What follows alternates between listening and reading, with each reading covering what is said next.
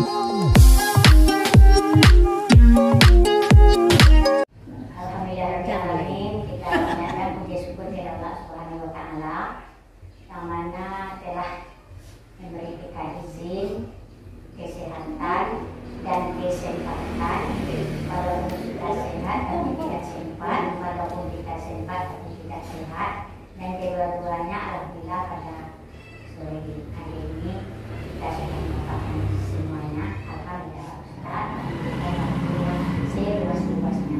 Bismillahirrahmanirrahim.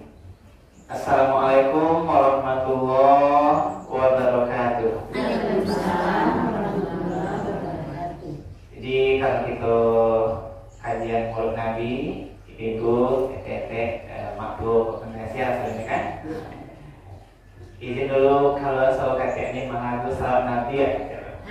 Salatullah ya. Cumanya bersalat ya. Biasa paling saja sebelum kita kan. Ya sama-sama dulu. Assalamualaikum. Salatullah salamullah ala Toha Rasulillah. Salatullah salamullah ala Yasin Habibillah. Alladzi anzala as-sakinata fi qulubil mu'minin. Asyhadu an la ilaha illallah wahdahu la syarika lah wa asyhadu anna Muhammadan abduhu wa rasuluh sallallahu alaihi wasallam la nabiyya ba'dah. Faqala Allah ta'ala fil Qur'anil Karim, a'udzu billahi minasy syaithanir rajim. Bismillahirrahmanirrahim. Nun wal qalami wa ma yasturun. Ma anta bi ni'mati rabbika bimajnun. Wa inna laka la'ajran ghayra mamnun. Wa innaka la'ala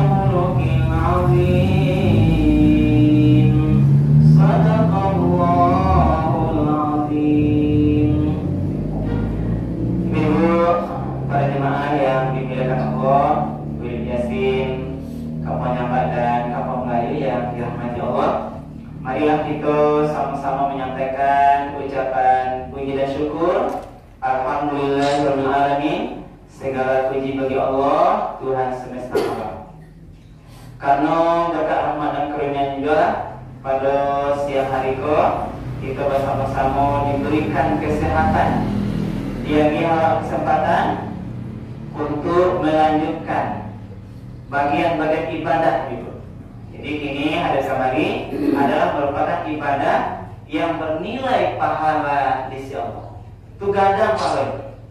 Kalau tadi memang betul-betul niat awak sama-sama kamari mencari ilmu, bersilaturahim, maka dihitunglah langkah melanjutkan dari rumah tadi.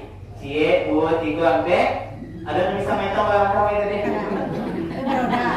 Oh, nomor berapa kali putaran dari bawah ya. Jadi sandonya insyaallah akan dibalas oleh Allah. Karena dengan pengen Allah tadi, innamal a'malu binniyat. Segala sesuatu adalah karena niat. Wa innamal likulli imri'in ma nawa. Maka segala sesuatu itu dinilai pahalanya tergantung dengan niat awak bersama-sama. Terhadap kelahiran Nabi ibu semuanya itu sudah didoakan oleh 30 generasi sebelumnya, yaitu oleh Nabi Ibrahim alaihissalam dan Nabi Ismail alaihissalam. Lamba doa Ibrahim yang bagala Khalilullah dan Ismail Zabihullah itu lah pernah berdoanya, mudah-mudahan lahir nanti seseorang yang mulia adalah Muhammad sebagai nanti generasi kedua. Dan pada masa Nabi Isa pun juga dibanggakan sangat dirindukan seseorang yang namanya Muhammad. Walaupun bahasanya Isa menyampaikan dalam Al-Quran akan dengan nama yang adalah Ahmad dalam arti nanti dalam Muhammad. Jadi pada tanggal 12 Rabiul Awal itu lahirlah di sebuah kota yang sangat mulia di Makkah yang pada itu yang namanya Muhammad Sallallahu Alaihi Wasallam. Maka berbahagialah banyak di situ, termasuklah ketika Muhammad lahir. Makanya para berbahagia juga. Kita perlu diajarkan bergembira menyambut kelahiran Nabi Muhammad Sallallahu Alaihi Wasallam. Kamu datang paronya. Bahkan Nabi pernah mengajarkan dalam sebuah dalilnya, Abu Jahal, ibu, yang tenang adalah Abu Jahal itu, ini kan paman Nabi. Apanya Nabi kan bersaudara dengan Abdullah yang Nabi itu. Karena dia sangat senang waktu Muhammad lahir ya. Pas saya pernah terlihat dia sangat senang Abu Jahal dulu. Maka setiap hari Senin Abu Jahal dikurangi azabnya oleh Allah. Apa parahnya? Karena lu pernah senang dulu ketika Muhammad lahir. Abu Jahal kan kafir ya. Tapi ada dalam pengajian Abu Jahal setiap hari Senin dikurangi azabnya oleh Allah. Sementara karena ada dulu kebaikannya, senang dia ketika Nabi Muhammad lahir. Sampai mati. Iya, sampai nanti dia akhirat. Itu ada dari itu. Nah, itulah pokoknya lah. Termasuk dalam ayat itu dikatakan maka terhadap kelahiran Rasulullah inilah ulama menjadikan dalil, makanya kita harus bergembira. Sana awak memperingati kelahiran Muhammad Sallallahu Alaihi Wasallam. Ya, jadi itu. Nah, dari di sini, cuma berikut kalau ambil itu adalah apa yang bisa ambil hikmah kajian terhadap peringatan Maulid Nabi. Kalau kita sejarah itu sangat panjang. Lahir Muhammad, kemudian sejak lahirnya sampai nanti dia mulai besar, nanti sampai turun risalah kenabian, menyampaikan Islam, bagaimana nanti perjuangannya selama Al-Quran itu diturunkan sampai dia nanti meninggal. Kita persingkat ceritanya. Yang pertama, tadi surat Al-Qalam itu kami baca. Allah mengatakan di dalam surat Al-Qalam ayat al-Baqarah itu, wa innaka la'ala khuluqin azim. Sesungguhnya engkau Muhammad memiliki akhlak yang sangat mulia. Ini kalau yang terakhir, akhlak yang sangat mulia. Di dalam surah Al-Qalam ayat yang pertama. Dan ayat lain menunjukkan dalam surah Al-Anbiya ayat 107 dikatakan wa ma arsalnaka illa rahmatan lil alamin. Dan tidaklah tidaklah kami mengutus engkau Muhammad lahir sebagai rasul membawa Al-Quran illa kecuali gunanya untuk rahmatan lil alamin, akan menjadi rahmat bagi seluruh alam. Jadi lahir Muhammad yang membawa risalah agama Islam itu, dia lahir Allah katakan menjadi rahmat bagi alam semesta. Berarti awak manusia aja Ibu. Jadi Nabi itu lahir menjadi rasul, diutus bukan untuk rahmat manusia saja, tapi rahmat bagi hewan, rahmat bagi tumbuh-tumbuhan, seluruh alam. Tidak hanya rahmat bagi kita orang Islam, tapi Muhammad diutus rahmat bagi seluruh umat manusia. Baik dia Islam, baik dia tidak Islam, dia jadi rahmat. Tapi bukan dua benci. Tidak hanya rahmat bagi orang Arab, tapi Muhammad itu rahmat lahirnya itu nanti bagi seluruh dunia tuh, termasuk Indonesia, termasuk Sumatera Barat, Pasaman, termasuklah Muhammad itu jadi rahmat bagi kita yang ada di situ. Orang rumah jambat yang mau lagi. Tapi atur itu kuncinya, bila bisa jadi rahmat. Nah, sebenarnya Allah wa ma arsalnaka, tidaklah aku mengutus engkau Muhammad. Berarti Allah mengutus Muhammad tuh setelah lahir nanti besar jadi rasul, mau 20 tahun tuh dia diutus membawa risalah.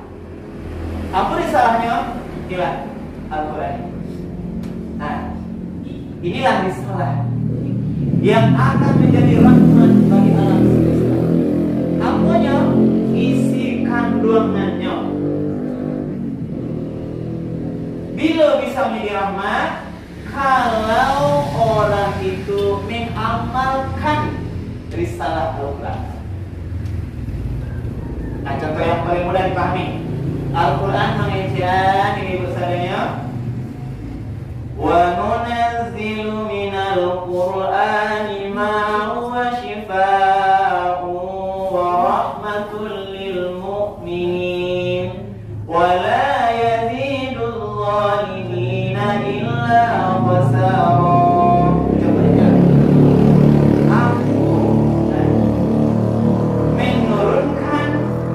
Dari Al-Quran itu dia bisa menjadi syifaun.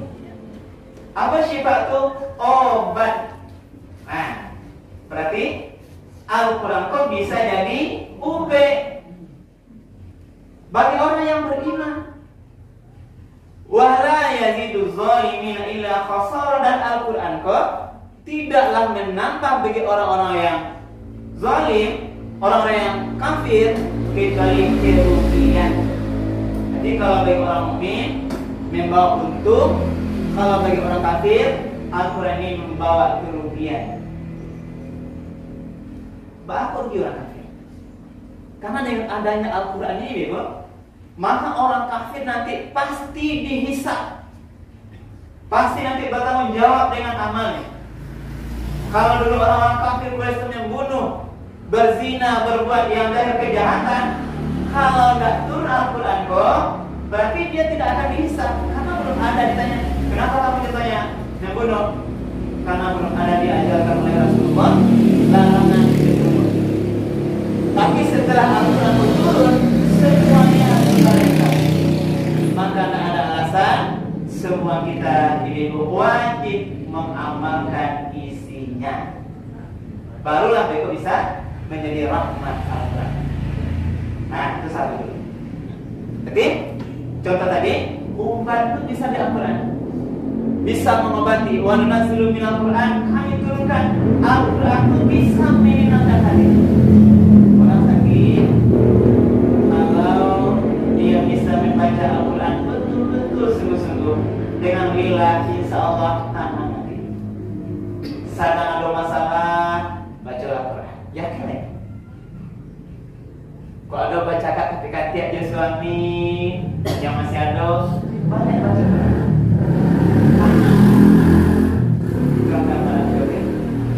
Berarti apa yang kata kita Rasulullah Muhammad SAW dengan membawa Al-Quran itu diturunkan oleh Allah kepada dia, itu sudah mengatur semua sisi kehidupan pedomannya.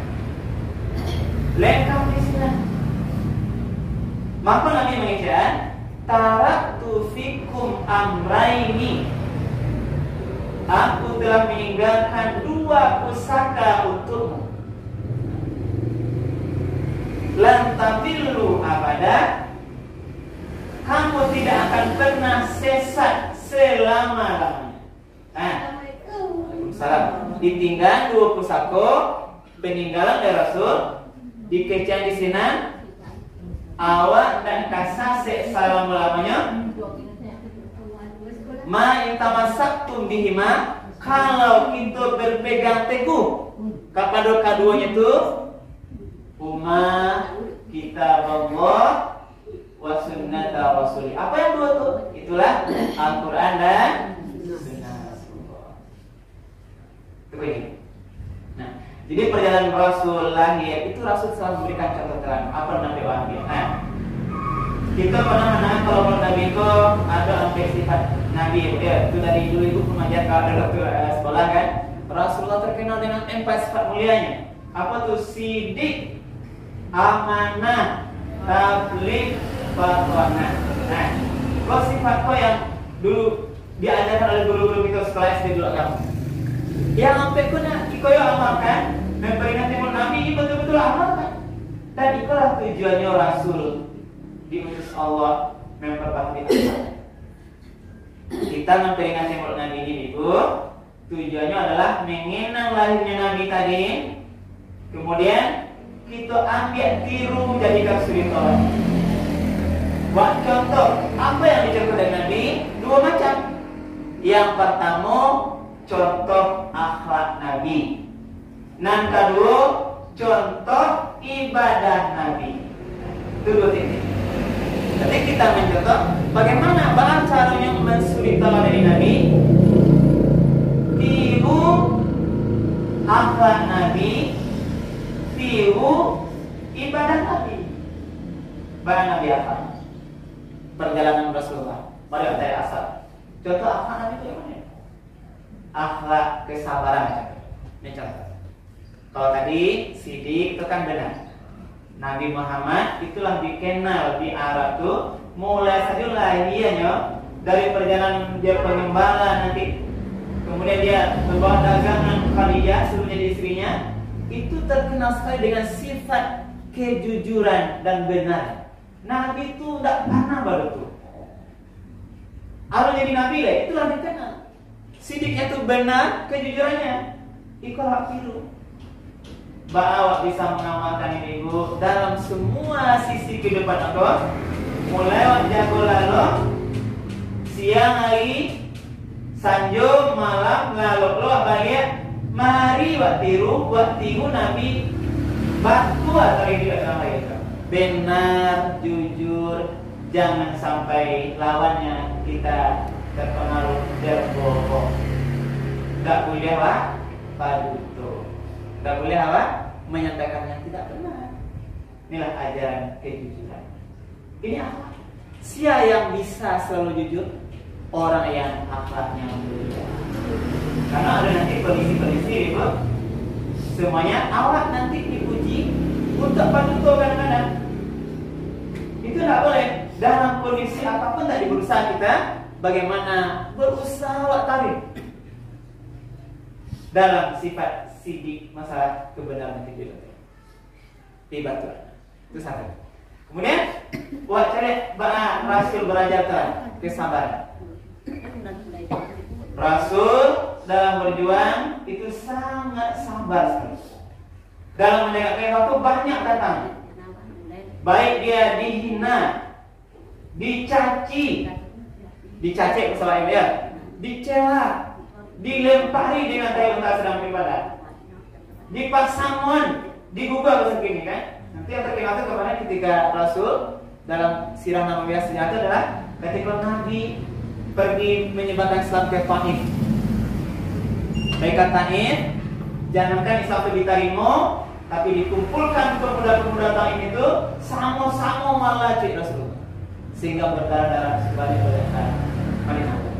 Itulah yang namanya salah satu hari namanya hari tahun ke-9 yang Gusni.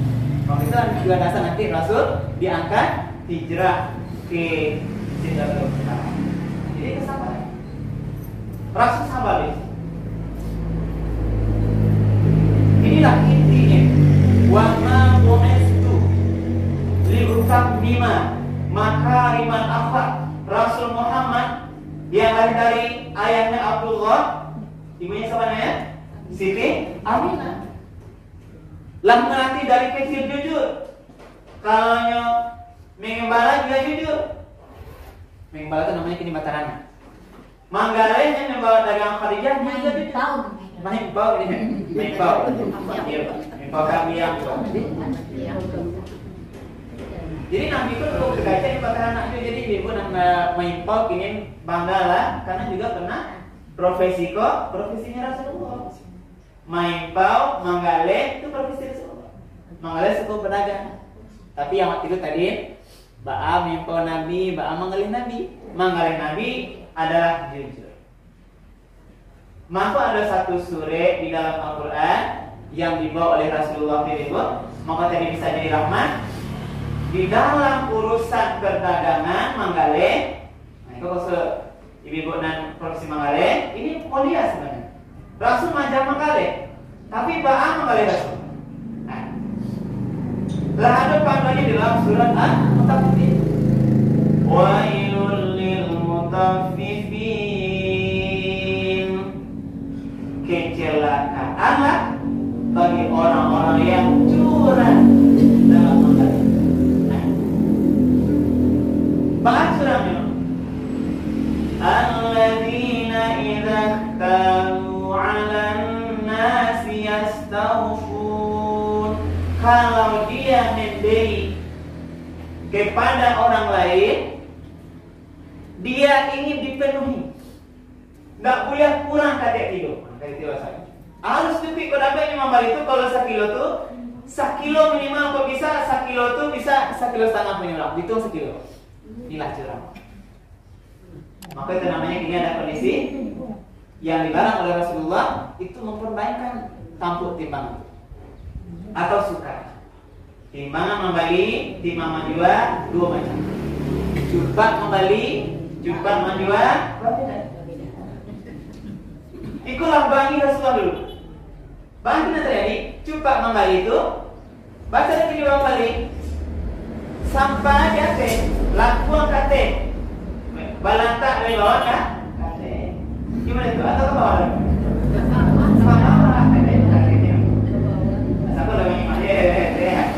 kalau membeli apa balanta ya sehingga kalau saya cepat itu ibarat pas makan malah dia berarti dia inilah dia setahunnya yang minta panuan bahkan dia tampil hak orang lain. Tapi bagaimana? Wa idza kanuhum aw wazanuhum yusirun. Kalau yang menjual menyuke untuk orang lain, maka dia merugikan. Merugikan bagian sampah dia. Nah, itu letaknya kan. Maka ada di sekeliling nama rahmat tuh. Bahkan nak menampak rahmat sebagian orang-orang di pasar. Dan kenapa Rasul mengatakan pasar tempat yang paling banyak terjadi perbuatan dosa? Karena kecurangan bahre. Siapa yang bisa nyebut yang betul-betul jujur adalah pedagang-pedagang yang betul-betul punya akhlak yang mulia, yang meniru Rasulullah. Takwik bananyo kalau main-main ke timur. Ada sebuah kisah ini pemuat cerita kita. Sahabat yang mulia. Kisah diceritakan oleh Imam Ghazali. Pada waktu ini orang yang rajin bagaimana? Tapi dia berdagang. Ketika meninggal sakaratul maut, agak payah tersandek, tercakek-cakek. Enggak payah sedikit. Dia ahli ibadah, rajin beribadah. Tapi ada karena posisinya pedagang ini dia orang jujur orang lain. Orang tahunya pedagang yang sangat jujur. Tetapi sahabat ini agak susah sakaratul maut.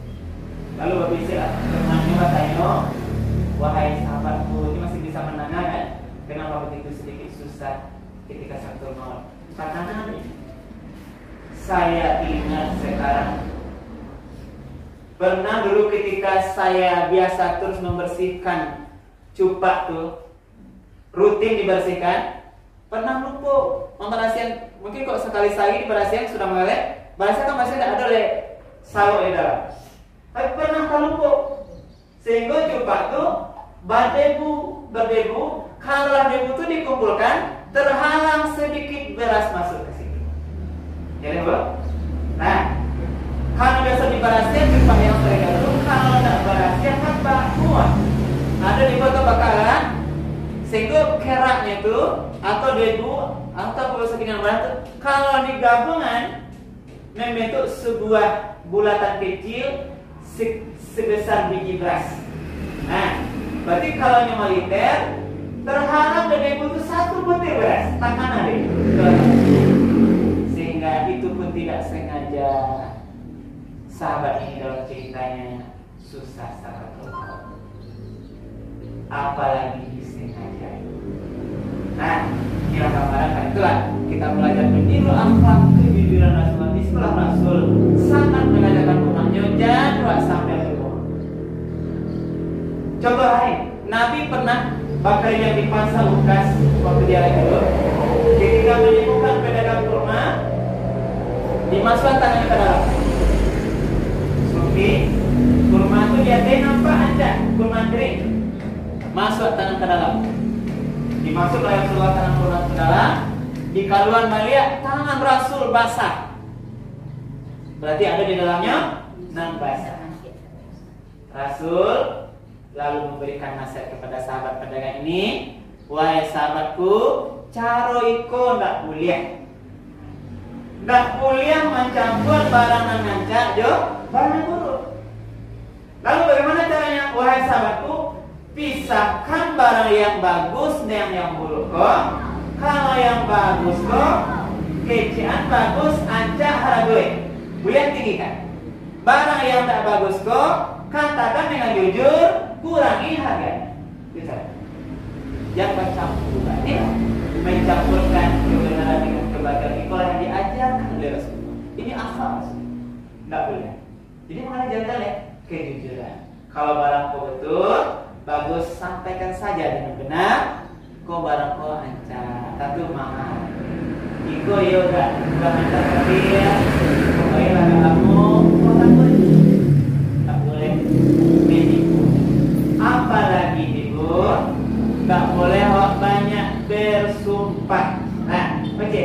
Sumpah itu kata Rasul, memang dia membuat laku gale, tapi menghilangkan keberkahan. Nah, itu contoh hijau deh, contoh ya. Apa maksudnya? Memang batuan, lencak, bagi ibu, atau lencak, lalu ibu, alhamdulillah rancak benar demi Allah, ya benar rancak, sama senpai. Lillah nih, bukan tak boleh. Bahasa Rasulullah banyak bersumpah dalam jual beli itu memang capek laku tapi menghilangkan keberkahan. Iya. Jadi tak boleh. Nah, yang banyak-banyak, terlampau banyak. Saya tak boleh buat tak barang bawa acak. Demi Allah, percayalah, demi Tuhan. Lillah. Jangan. Ini bagian-bagian daripada kejujuran Rasulullah. Rasulullah mengajarkan bagaimana jujur di dalam sikapnya. Lalu apa lagi?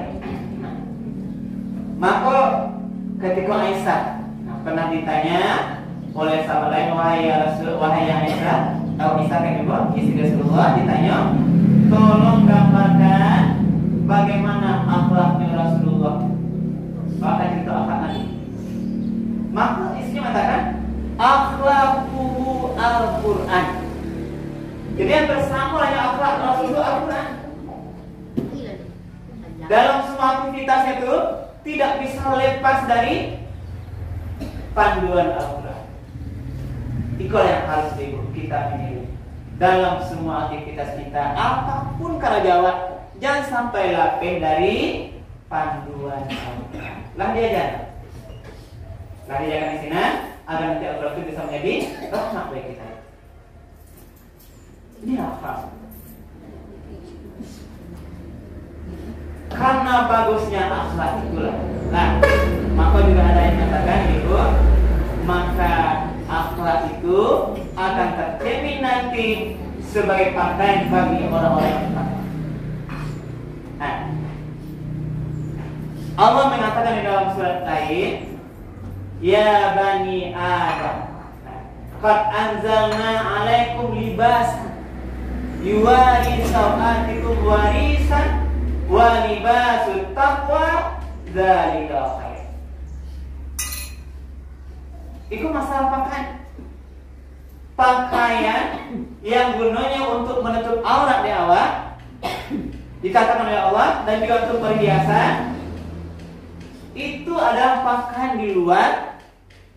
Tetapi Allah katakan, pakailah terus dimanapun berada itu libasut taqwa, pakaian takwa. Karena walibasut taqwa zalika khair.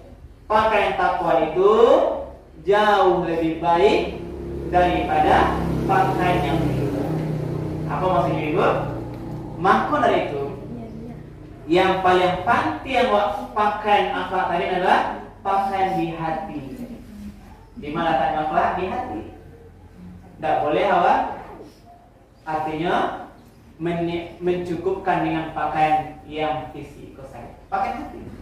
Sebab apa ya, kalau pakaian rancak, pakaian fisik itu bisa dengan mudah buat pakai. Contoh berpakaian yang sesuai syariat, pakai jilbab, pakaian yang baik, lalu betul-betul benar, itu semua orang bisa. Ada PT beli jilbab bisa pakai jilbab. Ya, mantu itu deh. Nah, itu bisa. Semua orang bisa berpakaian yang baik. Tapi tidak semua orang itu kok bisa berpakaian takwa. Maka Pak, rahasia hati yang dikatakan oleh Rasulullah itu, inna fil jasadi mudghah, iza salatil jasadi kullu, wa iza fasadatil jasadu kullu. Di dalam jiwaku ada segumpal darah.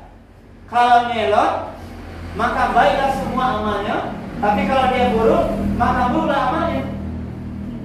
Maka apa ada orang pakainya ranjak, tetapi dia berbuat dosa. Diskusi.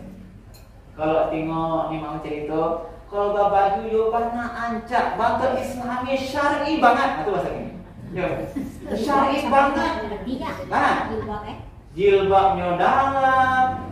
Kalau laki-laki pakai kopiah haji, pakai sorban, dia bisa berpakaian itu, tetapi dia gagal berpakaian takwa sehingga dia berbuat dosa. Nah, pakai rancak tapi mulutnya tidak sampai.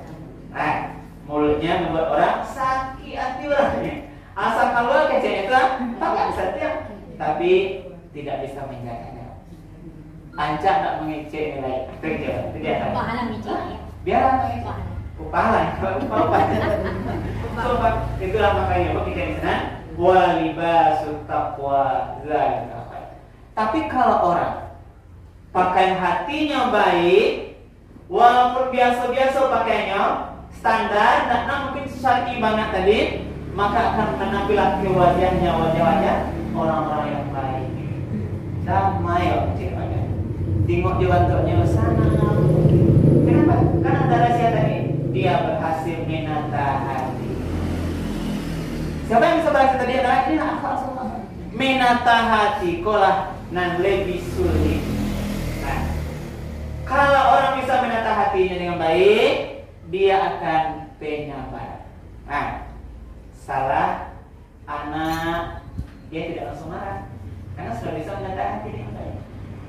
Kok salah ayat pajak Beko, ya sampai pulang atau tak katik belanja gini, dia sabar.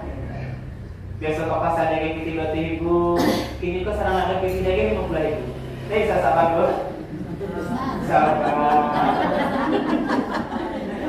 Siapa yang bisa sabar? Orang yang berhasil menata hati yang bertakwa. Karena salah-salah masalah piting ke pasar itu bisa bercakap. Bisa bercakap ya dia. Bisa bercakap, bisa berkuang teh, bisa piot dapat tabang, kan ya. Kalau tidak berhasil menata hati. Di hari tadi, Pak kalau sambal asin tak asin tuh. Kok kalau tak pandai-pandai tak baik hatikan dua-duanya bisa bercakap. Ulang ayat pajak dapat dipala, di mana ini tak tahu ya. Nah, di rumah makan mainlah asin bersama. Ya, teman. Kalau tak hatinya takwa ada dari pakaian takwa, anu lagi di hatinya pasti bisa tambah mampu sering, pasti serak sering. Takwa main sifat dia. Tapi kalau hatinya baik, ibu, seperti kita sampaikan, kalau hati suami itu baik, biarlah asin kan, tambah mesra. Yang mana sama mesinnya sama. Dia makan dua lah dia, ya kan? Nah, terasa nanti rasa, tak mau makan dua dia. Suratnya kan bini betul rasanya. Baru rasa dan bini itu, kalau asin sama dia, minta maaf bang. Dia iya rasa siap deh, dia rasa asin. Sampai masalah. Nanti apa kalau oleh aman kan? Tapi kalau itu semuanya hatinya. Kalau intinya ajaran Rasulullah, hati akhlak yang baik. Belajar sembahyang, nah, belajar sholat, ini kita sampaikan. Acara sembahyang nang batu, kok takbirnya menuju batu, kok ruku nang batu, luwih duduk punggung tagak tuh, sujud nang batu, itu mengajarkannya mudah. Tapi yang mana? Acara sholat khusus, menjaga hati dalam sholat. Itu orang takwa bisa. Maka ada orang yang pakai ngerancak bisa betul-betul khusuk pantua di luar. Nah, Allah, apa teman ngerancak, tapi belum tentu hatinya bisa mengikat kepada Allah. Belum tentu, soalnya bisa diterima. Kenapa? Dia tidak khusuk. Bawa kadang-kadang yang ibu yang saya kira berpengalaman. Tapi kalau satu bang ada mana awak, mulai semayang awak lah mulai pakana awak sering. Nah. Jadi dalam semayang. Iya, jadi dalam semayang kan. Kau kunci dan hilang, takkanlah sedang semayang. Jadi yang timbul di sana semayang kalau masalah urusan lain-lain, takkanlah sedang semayang. Masalah cucu, masalah anak, masalah sekolah, pajak-pajak, takkanlah di sini. Maka di sini adalah masalah tadi intinya adalah kebersihan hati kita. Bersihkanlah hati kita. Baru kadang-kadang awak payah kusuk, tanya hati awak, apa yang salahnya awak? Baru awak acuk kamangi, tanya hati awak. Hati salah nak perlu bangi. Kau anak mengasah ya, sifat tidak sifat anak. Picik tadi mau picik kan? Rugi ya Pak Yu. Rugi. Ketika marah tak terkendali, anak rugi, psikologis kita rugi, banyak yang rugi. Maka itulah intinya, akhlak tuh pengendalian diri. Tapi itu tidak mudah. Nah, betul-betul dari hati yang dalam, kesabaran, sifat tadi kejujuran, akhlak yang baik, apalagi itu akhlak yang betul adalah belajar bagaimana kita tidak iri dengki pada orang lain. Nah, hasad itu namanya. Kita ini cenderung sifatnya kalau akhlak kurang baik suka pamini. Suka iri kepada semua orang kadang-kadang ya, sebagai kan berhasilnya naik pakai jabatan anaknya, awak kadang-kadang menyampaikan hati awak. Anak itu pakai berhasil gadenya, tentang makan boleh, beli kulkas, beli oto tetangga, beli rumah. Kalau hati kita tidak baik, kita akan iri. Padahal sebenarnya itu rezekinya. Dia berusaha dapat rezekinya. Kenapa kita iri? Kalau awak iri, awak tinggi, dia terus maju, hati kita sakit. Kalau hati awak sakit, tambah banyak penyakit bego, sakit hati, sakit jantung, bisa stroke, bisa mati awak. Dia ulang iri kata tangga itu tidak boleh. Apalagi pemaaf. Nah ini pemaaf ya Bu, kalau uraikan lagi apa kok banyak kami. Awak kadang sulit memaafkan kesalahan orang lain, termasuk kesalahan saudara-saudara kita yang dekat. Aduh lagi itu tidak basah-basah bertahun-tahun dengan saudara kami. Itu kenapa sekarang belum berhasil dia rukun? Bapak awak jo, saudara kita, laki-laki atau perempuan, jo mama awak, jo ete awak, kenapa hari ini masih bertahan belum lagi baikan? Karena di hati kita masih belum bisa menerima ikhlas, mau memaafkan kesalahan tetangga. Padahal kalau ibu mau tahu bahwa Allah Subhanahu Wa Taala tidak memberi surga bagi orang yang memutus silaturahim. Tak la yadkhulul jannata qatim. Tidaklah masuk surga orang-orang yang memutus silaturahim. Padahal yang bisa nak beliau bersama dua berhari 3 hari pada nganu. Itulah besok. Kalau mana tadi? Kapan hari? Dari kemudian sifat. Awak nak saja orang lain balik hati apa?